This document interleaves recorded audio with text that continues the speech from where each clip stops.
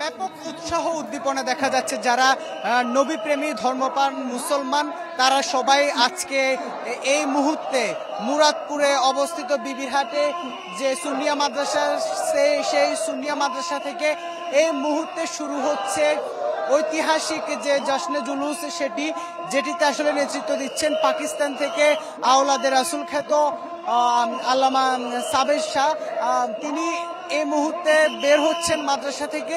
আমরা এই যে পুরো মুরাদপুর থেকে শুরু করে জিসি, বিবিরহাট, একেবারে যেদিকে আসলে শুধু চোখ যায় মানুষের যে ঢল, অর্থাৎ লাখ লাখ মানুষ কিন্তু আজকের এই যে জশ্নে জুলুসে তারা অংশ নিচ্ছেন। তারা তাদের প্রত্যাশা, নবী প্রেমে উদ্বুদ্ধ হয়ে নবীর যে আদর্শ, ইসলামের সর্বশ্রেষ্ঠ নবী হযরত মুহাম্মদ সাল্লাল্লাহু আলাইহি সাল্লামের আগমনের এই দিনে পৃথিবীতে যেভাবে আসলে শান্তি বয়ে এসেছিল, সেই শান্তি আগামীতে বাংলাদেশ সহ পুরো মুসলিম বিশ্ব, পুরো পৃথিবী যেন সেই শান্তিতে ভরে উঠে, সকল হানাহানি, সকল রাহাজানি থেকে বের হয়ে সবাই যেন শান্তির, ইসলামের মূল যে বাণী, অর্থাৎ শান্তির সেই ধর্মের মূল যে বাণী, সেই বাণী যেন মানুষ অন্তরে ধারণ করে, মানুষ সেটি আসলে প্রতিষ্ঠার কাজ করে।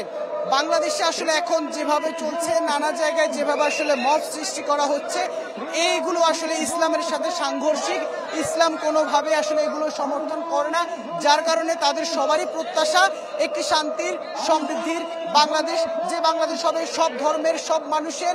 ইসলাম সেই কথাই বলে, সেটি আজকে মূলত আসলে জুলুস থেকে আবার উচ্চারিত হচ্ছে। ইবেন, আপনাকে অসংখ্য ধন্যবাদ আমাদের সাথে যুক্ত হওয়ার জন্য। দর্শক, চট্টগ্রাম থেকে ঈদে মিলাদুন্নবী উপলক্ষে আয়োজিত জশ্নে জুলুস সম্পর্কে সবশেষ বিষয় জানাতে যুক্ত হয়েছিলেন সহকর্মী ইবেন মীর।